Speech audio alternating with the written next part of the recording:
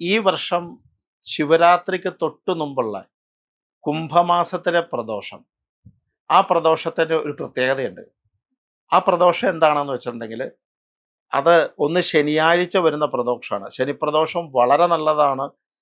പ്രദോഷ നൊയമ്പ് തുടങ്ങാനായിട്ട് പറ്റിയ ദിവസമാണ്. 2, ശിവരാത്രിയുടെ നൊയമ്പ് തുടങ്ങുന്നത് പ്രദോഷത്തിൽ നിന്നായി കഴിയുമ്പോൾ ആ പ്രദോഷത്തിന് വീണ്ടും ശക്തി കൂടുകയാണ്. കാരണം 15-ാം തീയതി വരുന്ന ശിവരാത്രിക്ക് തലേ ദിവസം നമ്മൾ നൊയമ്പ് തുടങ്ങും. ആ നൊയമ്പ് തുടങ്ങുന്നത് പ്രദോഷ വ്രതത്തിലും കൂടിയാണ്. അപ്പം ശനിയും ഞായറും 2 ദിവസമാണ് നമ്മളൊരു ഭക്തരെ സംബന്ധിച്ച് നൊയമ്പെടുക്കുന്നത്. കാരണം പ്രദോഷത്തിൻ്റെ നൊയമ്പ് കഴിഞ്ഞ് നമ്മൾ ആ സർവ്വ ദുരിതങ്ങളും മാറി ശിവരാത്രി വ്രതത്തിലേക്ക് കടക്കാൻ പോവുകയാണ്. അപ്പം അങ്ങനെ വരുന്ന ഒരു അപൂർവമായി വരുന്ന പ്രദോഷമാണിത്.